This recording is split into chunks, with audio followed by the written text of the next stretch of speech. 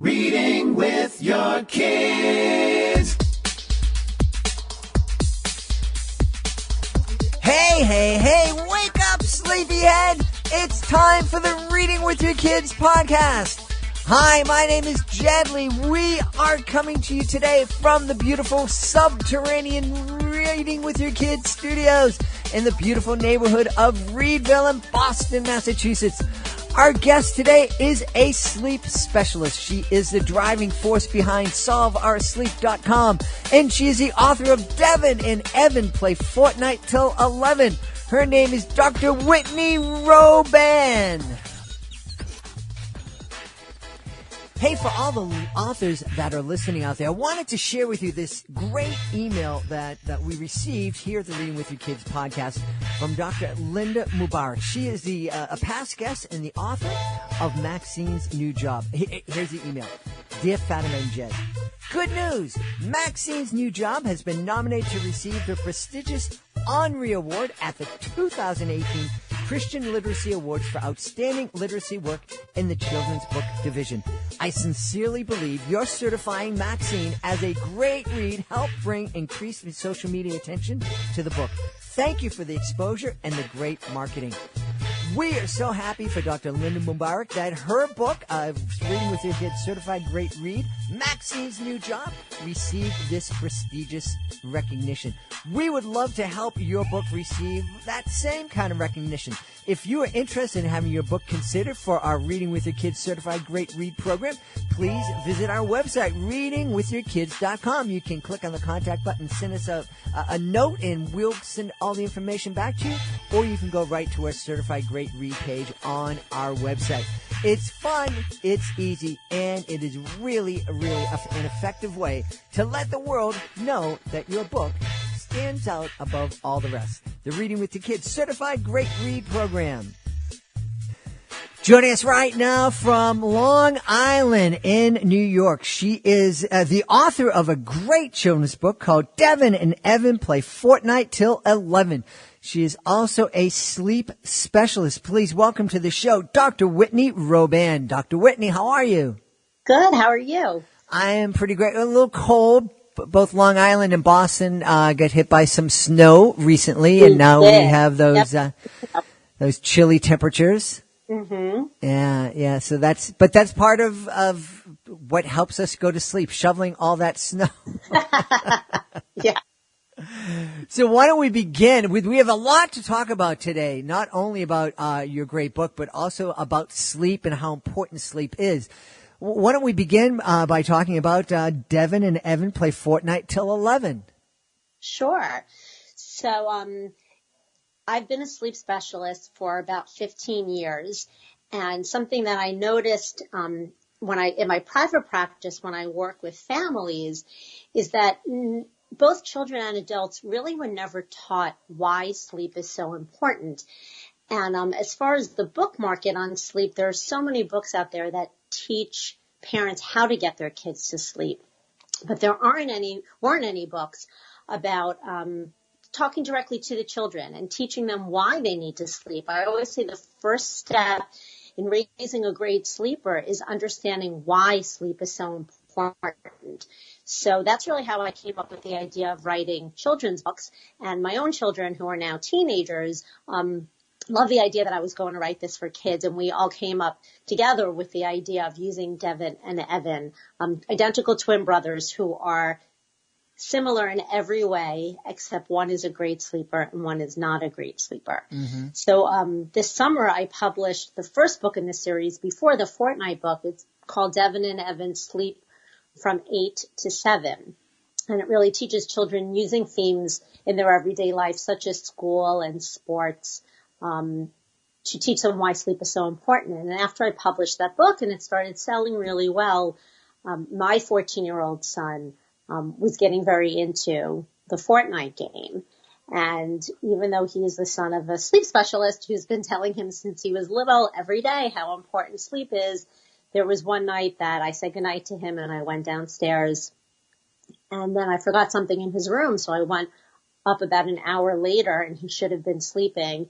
And I saw what a lot of parents will be familiar with is that computer glow coming shining through the bottom of his closed bedroom door. And I opened the door to him with his headset on the computer playing Fortnight. Mm-hmm. And that really sparked the idea for the book, Devon and Evan Play Fortnight Until 11. Yeah. Why don't we begin by talking about how important sleep is? Everybody knows, you got to get a good night's sleep, but that's just, we know those words, but I don't think we understand just how important and why it's so important for us, not only for our kids, but also for adults to get enough sleep.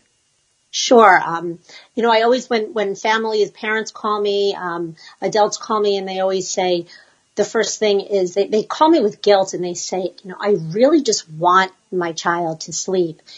And I always tell them, you really don't just want your child to sleep. You need your child to sleep. And you also need sleep for yourself. So I like to have people reframe the thought in their head that sleep is really just a want. It really is a basic biological need. We have 3 basic biological needs: to eat, to sleep, and to breathe. And we cannot survive without any of them. But usually because sleep happens at the end of the day when we're just exhausted from working and parenting all day, and oftentimes when we're dealing with children who don't want to go to sleep at night, we kind of throw that to the wayside. And we don't teach children healthy sleep habits. We just do whatever we can to get them to sleep because they need it and we need it. And sometimes that's not the best way to raise healthy sleepers. And like I said earlier, the first step really is teaching them why they need to sleep. There's nothing in our daily lives that sleep doesn't affect.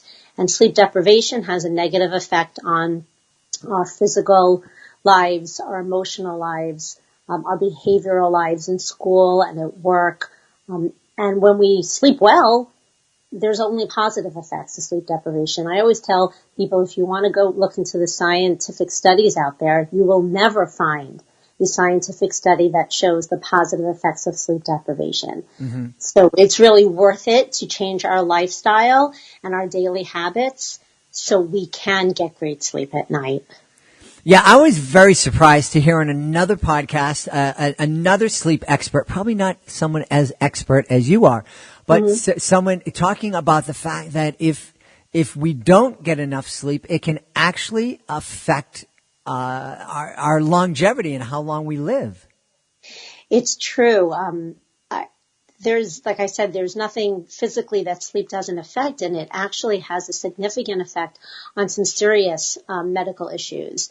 It's related to heart attacks and stroke, diabetes, cancer, obesity. So yes, there's definitely a greater occurrence of those kind of diseases in people that do not lead healthy sleep lives. So it can cause an earlier problems with your health. And that's why it's also so important to start kids off with good sleep habits, right? So they don't get sick when they're very young. Mm-hmm.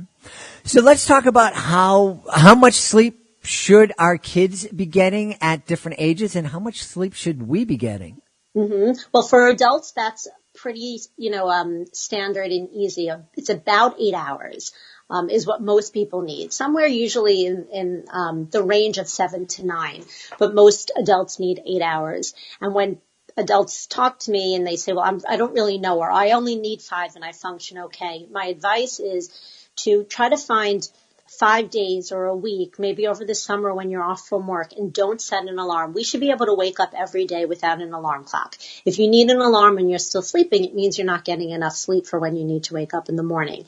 So take a bunch of days where you don't set your alarm clock and try to go to sleep the same time every night and see what time you naturally wake up. And then you'll know whether you're a 7-hour sleeper, an 8-hour sleeper, or a 9-hour sleeper. I did that for myself many years ago, and I'm an 8-hour sleeper, and I feel great after 8 hours. So I really try to get that every single night. For kids, it changes as they start growing. So from about 4 months of age, when kids really, that's about the youngest they can start sleeping consistently through the night, they need 11 to 12 hours of uninterrupted sleep at night. So it's a lot more than a lot of parents realize. Mm-hmm.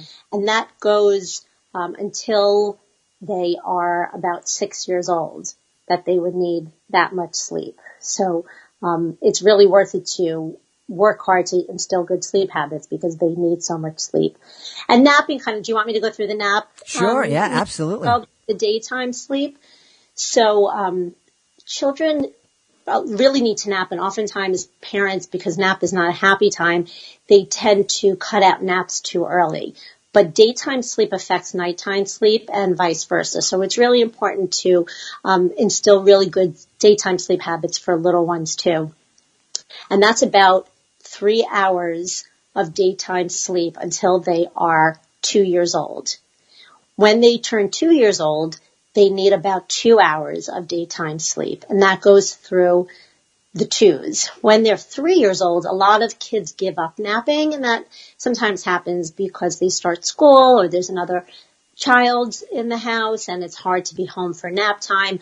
But most 3-year-olds still need to nap, and they need about an hour during the day.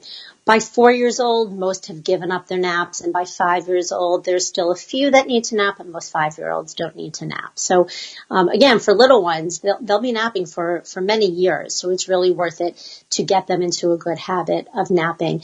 One of the biggest, just for parents who are listening to know, one of the biggest causes of bedtime battles, refusing to go to sleep at night wakings, where kids wake up throughout the night, and early morning rising, which is, 4 or 5 a.m. when we still want to be sleeping.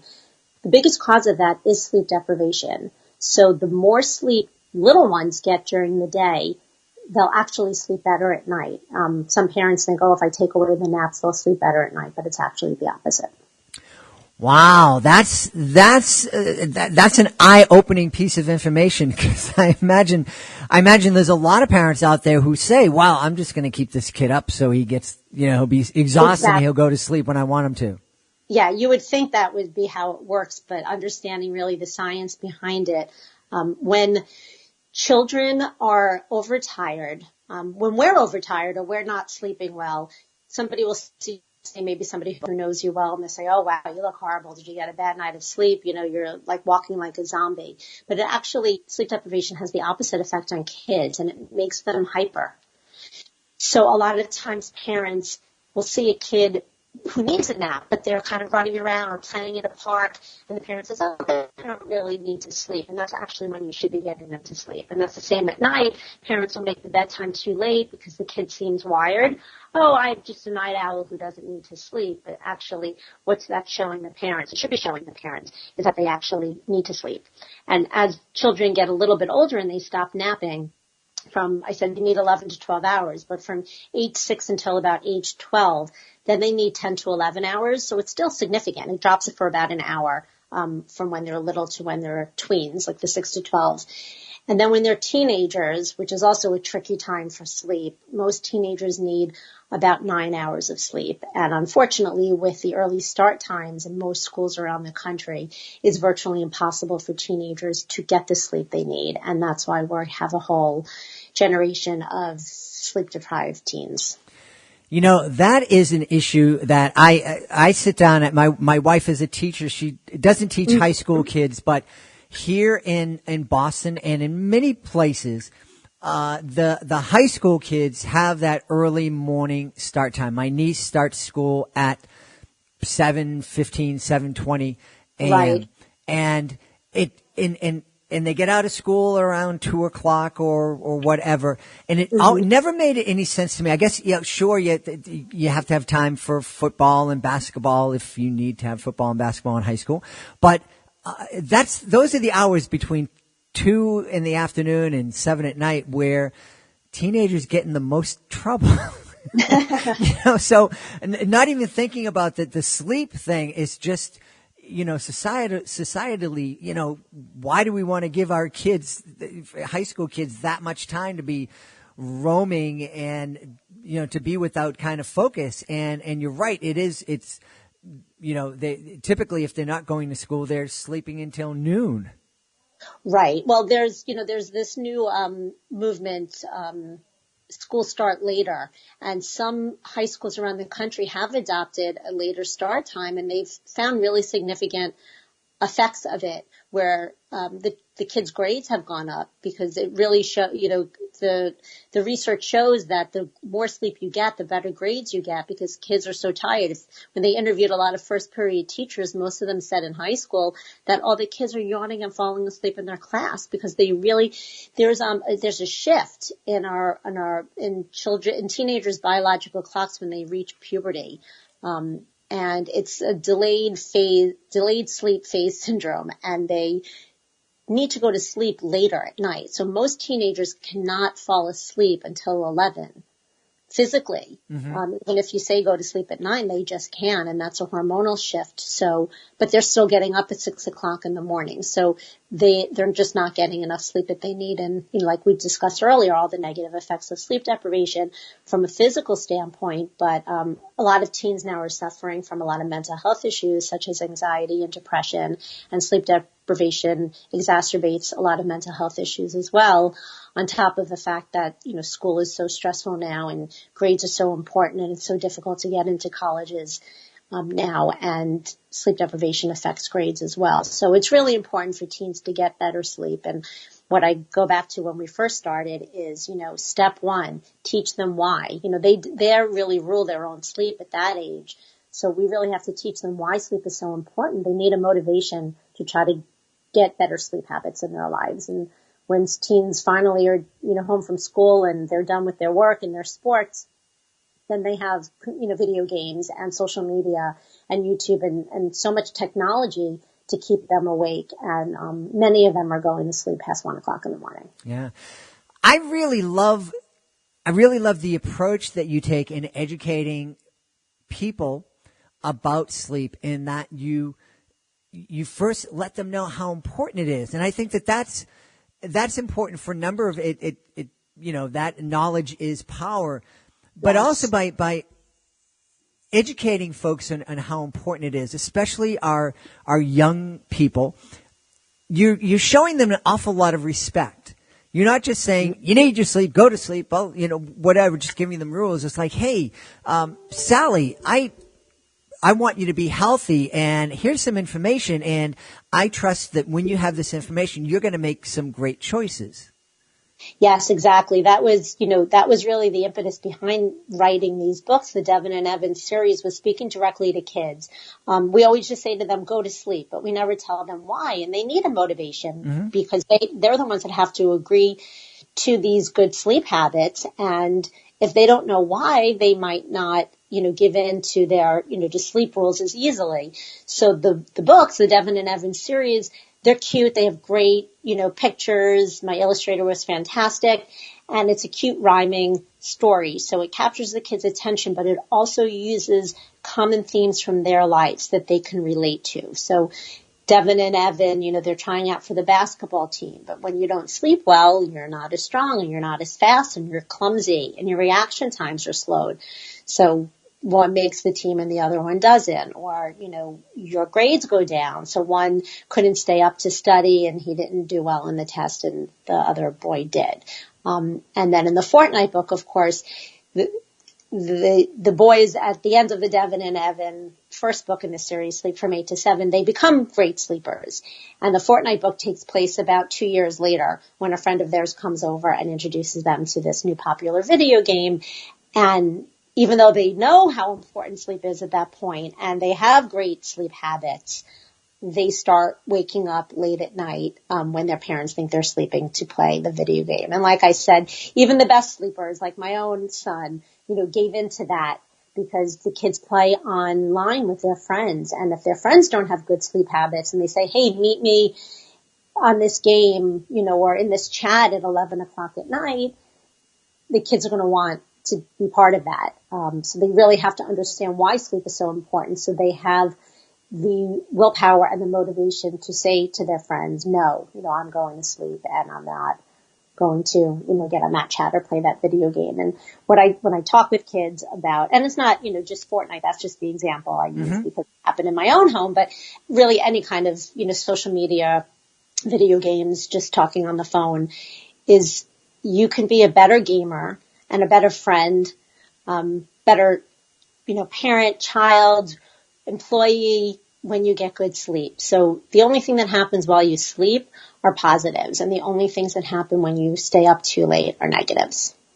I agree, and it's and you know, there are some simple things that you hear all the time. Don't let there be screens in the bedrooms, and take the phones away from them at night. And I think that's great advice. But you know, I was a kid long before there was technology. My kids would say that I was a kid long before there was electricity. But I still found ways to be up past bedtime. I mean, I remember my parents came in, and my dad came in and found me playing with my baseball cards, but I faked them out. I pretended that I fell asleep playing with the baseball cards. Right. And then my mom came in a little bit later and go, "Get up. I know." She knew I wasn't playing.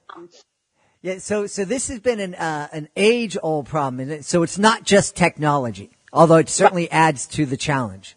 It adds to it. And it's, the problem with technology, one of the bigger problems, is that the blue light that the phones and the games emit actually shines into our eyes and tricks our brains into thinking it's daytime. So our body actually produces less melatonin. Melatonin is what our body produces to make us feel sleepy and helps us go to sleep.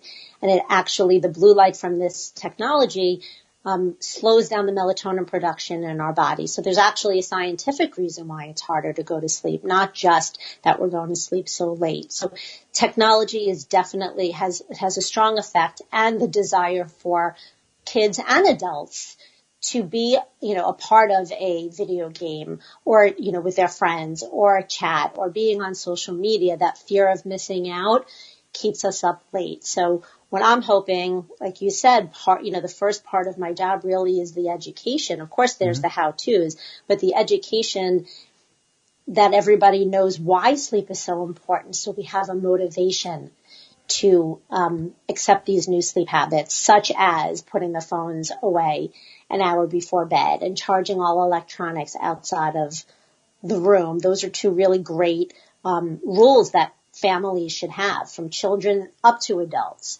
So that the technology does not keep us up at night. You know, if your phone's not blinking in your room, you're going to be less, conflicted about whether you should get on that, app or not. Absolutely. And I guess the biggest testament to how important this is that corporations, who are all about making the dough and making the money and making the profits, they're seeing the need for this. So you actually go in and consult with big corporations, educating employees how to get and why it's important for them to get a good night's sleep so they can come in and be more productive at work. Yes, exactly. It really, when you have sleep-deprived employees, it affects the company's bottom line. They're out. Absenteeism is higher. They're sick more often. People are not as good getting along with others. They're inattentive. They're not as productive at work. So it definitely helps companies to provide this kind of wellness service or human resource benefit to their employees to get them sleeping, because really sleep deprivation is at epidemic levels. And I also go into schools and I read my books and I give sleep workshops not only to the kids but to parents as well through the PTAs and PTOs. I do workshops for teachers and administrators, teaching them about the importance of sleep. So I really try to get in at every level, in every age, because most people are never taught it. But hopefully, why sleep is so important. But hopefully, as we keep spreading this message and kids get this message younger, we won't need them to go into the high schools or the colleges or the workplaces, because they'll have this information from a young age. Yeah. What's funny is I look back on my high school years, the one place I had absolutely no problem falling asleep was math class. I'm sure you and many others. I want everybody to know where they can, cause this is such an important and also a complex issue. Where can folks go online to connect with you, find out more about your Solve Our Sleep business and services, and also to find out more about your great books like Devon and Evan Play Fortnight till 11? Sure. Well, my website is solvoursleep.com, and that has all the information about what I do and how you can get in touch with me. I'm also all over social media. You can find me on Facebook, Twitter, LinkedIn, Instagram, and the books are currently being sold through Amazon. So you can search, you can Google the name of the books, Devon and Evan Sleep from 8 to 7, and Devon and Evan Play Fortnight till 11, or just do an Amazon search and they will pop up. Awesome, awesome. So we want folks to check out solvoursleep.com, find out more about Devon and Evan Play Fortnight till 11. Don't sleep on it. Do it right now. We've been talking to the author of Devon and Evan Play Fortnight till 11, Dr. Whitney Roban. Dr. Whitney, thank you so much for being on our show. Thank you. Thanks for having me. Sleep well tonight. Please be sure to join us for the next edition of the Reading with Your Kids podcast. Our guest will be the author of Summer of 1,000 Pies. Her name is Margaret Dillaway, and we are excited to learn about this great middle grade novel. Hey, if you're the author of a great children's book, we would love to have you as a guest on the podcast. Being a guest gives you the chance to tell the world about your great children's book. It's fun, it's easy, and it is absolutely free. All you need to do is go to our website, readingwithyourkids.com, click on the contact button, and let us know about your great book. Hey, while you're at readingwithyourkids.com, whether you're an author or a parent, we would love you to check out readingwithyourkids.com/live, because we're looking for a few great schools or churches or public libraries to host our all-new family event, Reading with Your Kids Live. That's right, we're looking to celebrate our shared love of reading and learning with storytelling, magic, and lots of fun. We're also looking for some great kids and parents to feature on future episodes of the podcast. Check it all out today at readingwithyourkids.com/live. We would like to thank Dr. Whitney Roban for being our guest today. Make sure you check out Devon and Evan Play Fortnight till 11. We also want to thank our producer, Fatima Khan, for being such an amazing producer. And we want to thank you. We want to thank you for being part of our Reading with Your Kids family by letting everybody know about the show. And you do that when you retweet our tweets, when you share our posts on social media, of course, when you write a 5-star review on Apple Podcasts or iTunes or the iHeartRadio app or wherever you get your podcast from. You also are letting the world know about the great show when you subscribe to the show. And we love you to subscribe on the iHeartRadio app. I can't believe the iHeartRadio app has become like the #1 place to get podcasts in such a very little period of time. And we were so proud and so happy that we were nominated for the iHeartRadio Best Kids and Family Podcast Award. But I digress, because I was in the middle of thanking you for listening to this show, being part of our Reading with Your Kids family, and most of all, I want to thank you for helping to make the world a better place, and you do that every time you read with your kids.